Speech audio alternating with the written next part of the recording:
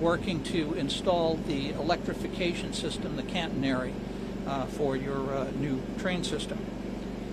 The train was moving at about 60 miles an hour when it collided with the work train. The authorized speed limit here is a maximum of 79 miles per hour. We'll have more detail on that when we get the full event data recorder from the locomotive downloaded. From the point of impact until where the train and the vehicles came to rest was over 500 feet. So they hit it pretty hard. One of the vehicles had the fuel tank punctured, and that was the source of the fire. The fire did not originate, as far as we know at this point, from the locomotive itself. We're downloading the event data recorder, and there was onboard outward-facing video in the locomotive. This is going to be tremendously helpful to us as we establish what happened in this crash. So Ntsb's role here is to investigate the crash, and I'd like to introduce our investigator in charge, John Minutis, who's standing behind me, and he's going to be working with the various operations team that we have assembled here, which will include operations, signals, track, engineering, survival factors, and human factors. We have a number of parties, so we don't do this all by ourselves. We need the expertise of many different groups. So the Federal Railroad Administration is here. We will also have Caltrain working with us, the Brotherhood of Locomotive Engineer and Trainmen, the Transit America Service Incorporated, or TASI, which actually operates the trains for Caltrain, Balfour and Beatty, which is one of the contractors, the Sheet Metal Air Rail Transportation Workers Union, the Brotherhood of Maintenance of Way Employees, and the Brotherhood of Railroad Signalmen.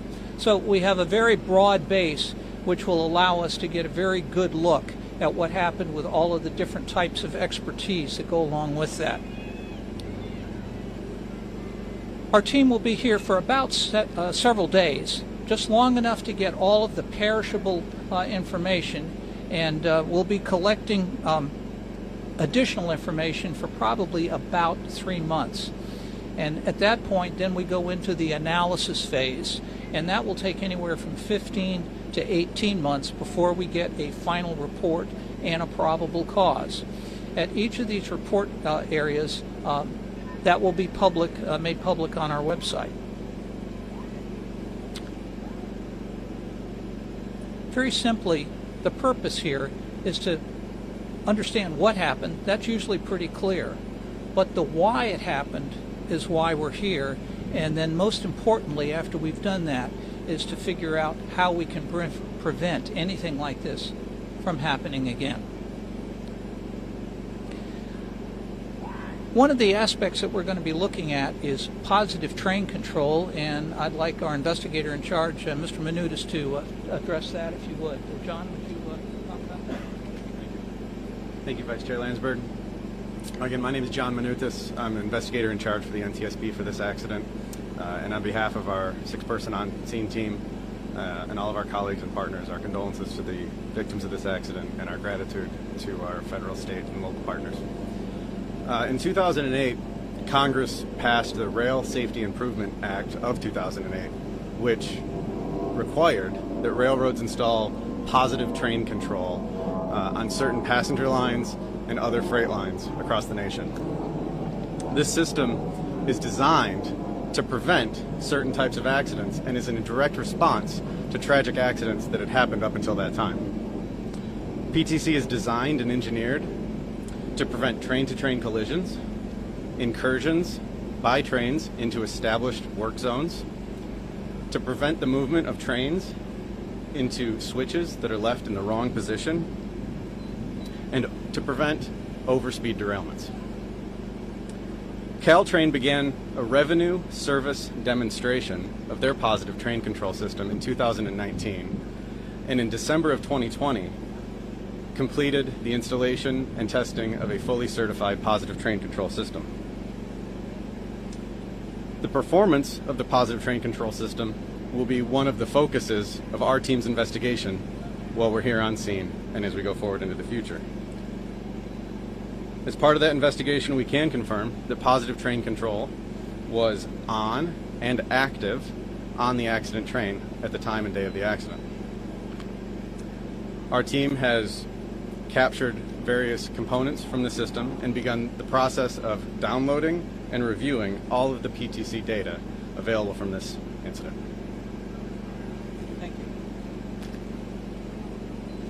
So some of the other operational systems that we'll be looking at is centralized train control, which is an earlier version of managing railroad operations, the track circuits, the roadway worker protection, and we'll have more to say about that, the radio and cell phone communication between the dispatcher and the on-site coordinator, and there are transcripts of all of that recording, so we'll be able to know exactly who said what and to whom and when.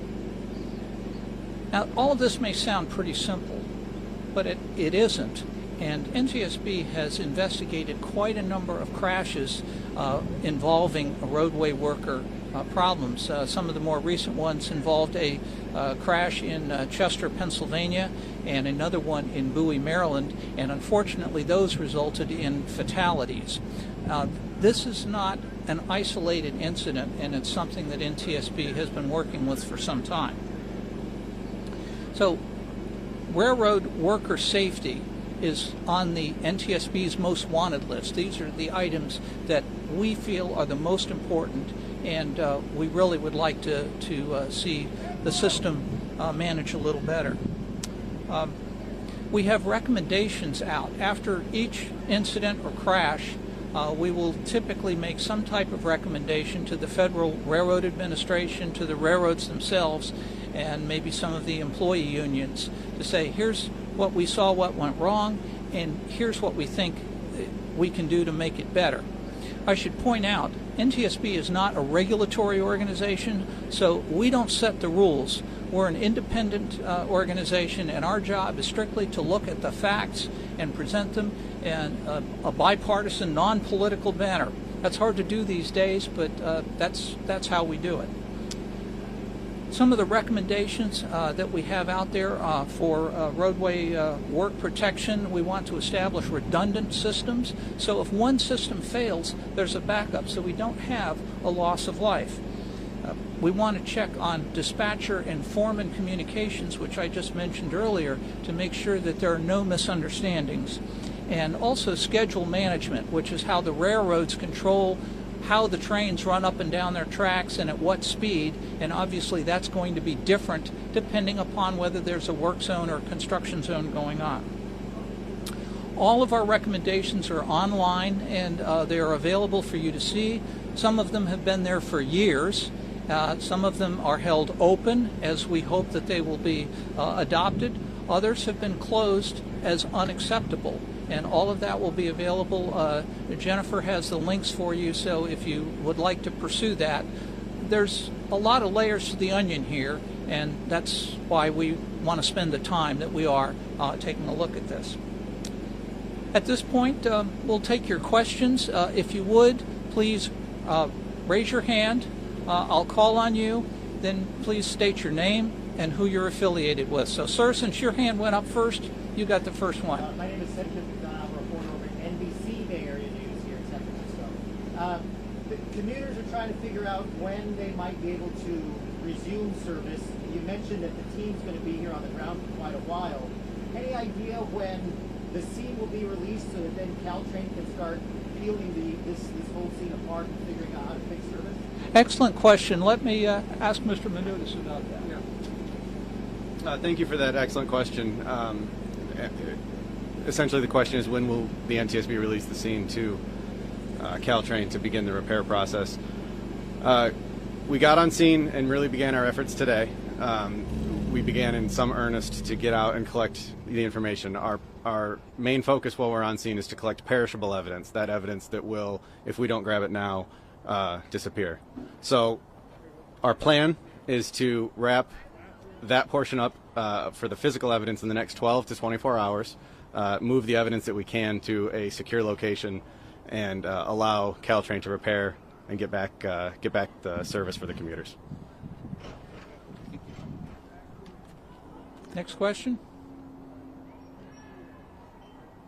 Yes, ma'am. Hi, I'm Cheryl with Ntsb area here in San Francisco. You talked about position train control, the PCT. Positive train control, yes. Right, you're saying it was on, and the whole thing is that why didn't the train know that the truck was doing repairs on the track? So if it was on, and I know you're in the very beginning stages of your investigation, how can that happen?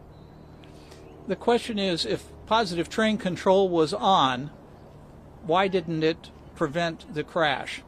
That's exactly what we're here to find out, and I wish I could give you a definite answer on that point, but the answer is we don't know yet, but I can guarantee you we will find out. And I don't know that it'll be in the preliminary report, but it'll certainly be in the final report. And there's a lot of interest in this, obviously. Ntsb made the first recommendation for positive train control over 50 years ago. And it took this long to get it implemented pretty much throughout all of the passenger rail areas. And so we're wondering what happened too, and so we hope to find that out. Could I have a follow-up? Yes, ma'am. There's a lot of confusion as to what was hit. Was it one truck with 3 apparatus on it? Can you kind of explain what it So the work train consisted of a truck in the front, sort of a heavy-duty pickup type truck, and 2 flatbed trucks with cranes on them that were used to pick up the poles that you see for the catenaries and place them along the tracks. And at the crash site, we walked that earlier this afternoon. They are all in one big jumble. You won't even see what's left of the first truck. The driver, I think, who was in the truck, the foreman, saw the train coming and jumped out of the truck and got most of the other workmen out. The one who I think was injured the most, as far as we know at this point, was in one of the crane operators, and he either didn't hear or didn't get out, and so forth. But it's pretty impressive to see what a train can do to something like that. Yes, sir. This afternoon we noticed that there was a whole team of people like right here. Is that kind of the point of impact, at this stretch of the tracks, just like right over here? The impact occurred just far off the end of the... so the question is, there was a big conglomeration of people over in this area. I think the impact occurred a little farther down. It was just off the end of the platform. And that's where the trucks were unloading or loading up the catenary poles when the train came around the corner, and then they jumped out. And then when the train impacted it, as I said, it's over 500 feet that it took for it to stop. And we'll have the data off the event data recorder as to exactly how fast the train was going. The engineer, from what we know, applied full braking and was blowing the horn and everything to warn the workers to get out of the way. So a real effort made on the part of the Caltrain engineer. Any other questions? Reiterate, you said the final report could take over a year. How long for the preliminary report? The preliminary, how long will it take for the preliminary report to come out? That should be available in about 3 weeks. So our team will be gathering the perishable evidence over the next several days here. They'll move the train so that you can get the tracks open again, and they have to do some repair work. And then after they have looked over the train thoroughly, and we've looked at the damage that will be taken care of, then we'll release that and the preliminary report a couple of weeks after that. So about 3 weeks total. Last question? Any indication of how long those operators had to get out of the way once the brakes were applied or once the person started? How long did it take for the operators to get out? Not very. I don't know exactly how long that took, but the train was moving at 60 miles an hour. We'll establish a line of sight visibility off of the camera and so on, but I would say it was probably very few seconds. Fortunately, they were able to get out of the way, because if anybody had stayed there, they would not have survived. So a lot of fire damage and tremendous impact damage. The locomotive is in pretty good shape. We also look at the crash protection on the locomotives and the train cars and things of that nature, and we will be assessing all of that. Yes, sir. Any information on damage to the tracks themselves? John, would you like to? Yeah, I'd be happy to take that. It's a little bit difficult. The question was any information on the damage to the tracks themselves. It's a little bit difficult with the wreckage the way it is to make a full assessment. I would say that we will release that to Caltrain, like I said, in the next 12 to 24 hours, give them an opportunity to figure out what it is that needs to be done to repair it, and hopefully get it back as soon as possible. Quick follow-up. Is it because of fire or because of the impact itself that may have damaged the rails? I think it would be. The question is it fire or impact? I think it's both. In our walking the tracks, the parallel track had some minor damage to it because one of the crane trucks got dragged along, and there's more to it than that. Ballast and ties and things of that nature. Yeah, the rail structure is damaged primarily from scraping, dragging. Impact may not be the exact term you would want to use. I would say it is momentum and force and plowing as things piled up. Primarily the rail's pretty resilient to fire damage. So I hope that helps characterize it a little bit. Okay, great. We're good? Okay, thank you very much. Thanks. Can you state your names and Yeah. spelling? Did you do that at the Oh, beginning yeah. or the end? It's You got it? Never mind. You got it. Oh, wait. Yeah, okay. thank you.